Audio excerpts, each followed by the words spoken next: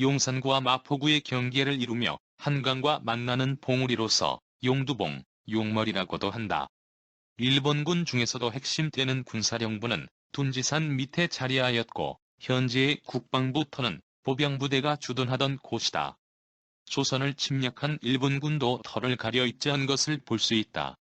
일본군이 물러난 뒤에 둔지산은 주한미군 차지가 되었는데 혈처를 미군에 내어주고 둔지산 바깥에 옹색하게 자리한 국방부는 현재의 처지를 그대로 보여주는 듯하다.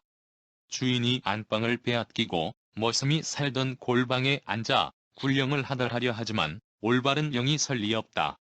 대한민국 국방부는 용산 삼각지에 자리하고 있다. 용산까지 이르는 산줄기는 멀리 북한산에서부터 시작되어 보현봉 북악산 인왕산 남산 둔지산으로 이어지고 있다. 풍수 논리에 의하면 북한산이 태조산이 되고 남산이 주산이며 둔지산이 최종적으로 혀를 맺는 현무정이 된다. 산줄기가 장엄하면서도 누에가 탈을 벗듯 완벽하게 탈바꿈한 것을 볼 수 있다. 따라서 산이 멈추는 둔지산 아래가 핵심 혈처가 되는데 고려시대부터 현재에 이르기까지 둔지산 아래를 차지한 집단이 한반도를 지배했었다. 고려 말에는 몽고군이 차지하였고 임진왜란 때는 왜군이 주둔했으며 이모군란 때는 청나라 군대가 자리하였다. 또 조선을 병탄한 일본은 이곳 둔지산 아래에 조선 주둔 일본군 사령부와 조선 총독부 관저를 설치하고 2만 명의 병력을 주둔시켰다. 그리고 해방 직후부터 얼마 전까지는 미군이 둔지산을 차지하고 있었다.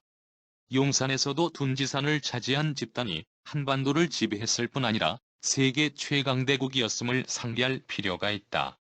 초기 백제로부터 시작된 역사의 도시 용산, 우리 역사에서 용산 지역을 포함한 한강 유역에 최초로 정치 세력이 등장한 것은 초기 백제였으며 마한을 정복하고 점차 세력을 확장하여 초기 고대 국가로 발전하는 역사의 흐름 속에 용산 지역도 자연적으로 백제의 정치권에 포함되었다.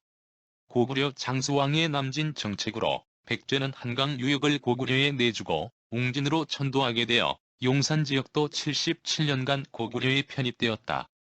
용산의 전경 이후 삼국이 통일되어 통일신라 시대로 이어지면서 용산 지역은 한산주, 한양군 등으로 관할을 바꾸게 되었으며 고려 시대에는 국초부터 정종 때까지 양주, 문종 이후 충혈왕까지는 남경, 충선왕 이후 고려 말까지 한양부로 불리었다. 조선시대 용산 지역은 초기는 한성부에 속했으며 후기에는 용산방 지역이 되었다. 용산구는 1896년 4월 한성부 용산방으로 시작하여 1910년 10월 조선 총독부에 의해 한성부가 경성부로 개칭되면서 경기도에 편입되었다. 다음 해인 1911년 4월 경성군이 5부8 면제를 실시하면서 용산방이 용산면이 되었다. 그 후 경성부의 인구가 100만 명에 이르고 주거지역이 급속히 팽창하면서 경성부 본청 행정만으로는 이를 감당할 수 없게 되자 1943년 6월 구제를 실시, 행정기관으로 용산구역소를 설치하고 구장이 관할하게 되었다.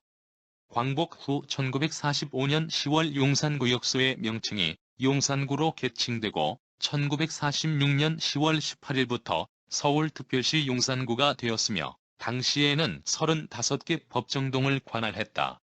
그 후 경제 발전과 인구 변동 등으로 인해 여러 차례 관할 구역의 조정을 거치다가 1995년 7월 1일 민선제 6위 출범을 계기로 본격적인 지방자치 시대로 접어들면서 오늘에 이르고 있다. 조선시대부터 용산은 한강을 끼고 있다는 지리학적인 이점으로 전국의 종선 화물선 일종이 몰려드는 폭우로 발전하였으며 한강에서 활약하는 대규모 경강상인의 본거지가 됨으로써 자본주의적 경제활동의 시발지이자 우리나라 최초의 위성도시로 발전했다. 용산은 1884년 10월 고종 21년 외국인의 거주와 통상을 허용하는 게시장으로 지정된 후 1887년 선교의 자유가 인정되자 원희로를 중심으로 프랑스인, 중국인, 일본인 등이 들어와 종교활동과 상업활동을 전개하였다.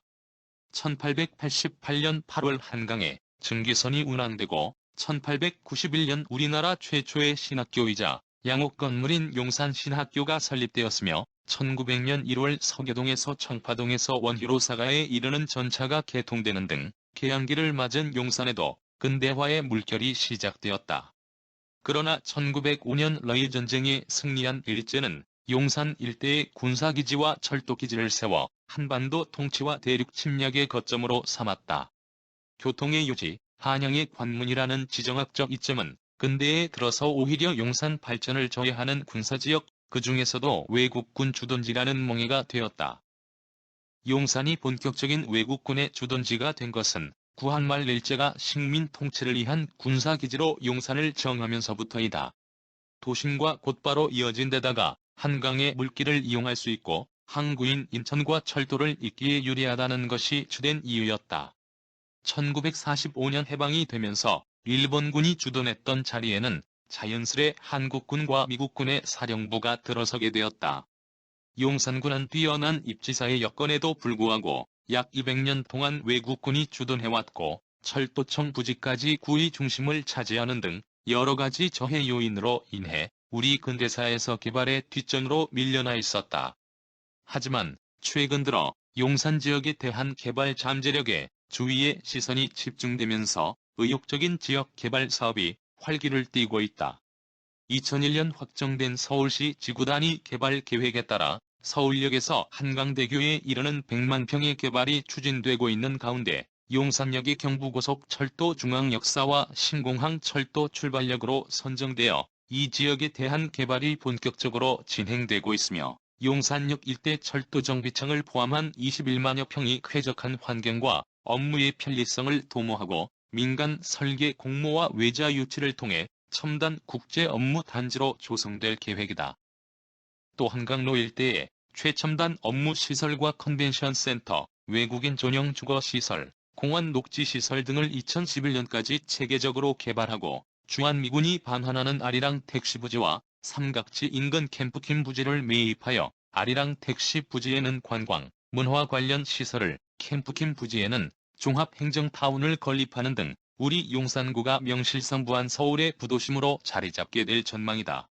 이에 용산 미군 기지와 그 주변을 둘러싼 활용 계획과 각종 개발 계획이 본물을 나누는 시점에 대통령 집무실 이전 문제가 터져 나왔다. 대통령의 집무실이 들어온다는 건 어떻게 보면 반가운 일이 될 수도 있지만 수십 년 세월 각종 제한 사항에 묶여 있었던 지역민들에게는 걱정이 함께하는 소식일 수 있다. 어렵게 시민의 품으로 돌아온 용산 주한 미군 부지의 의미가 퇴색될 수도 있는 일이기 때문이다. 이상의 내용은 부동산학 교수 신광식 씨의 글을 인용하였습니다. 시청하여 주셔서 감사합니다. 구독은 사랑입니다. 마음에 드셨다면 구독을 꼭 눌러주세요. 행복한 하루 되세요.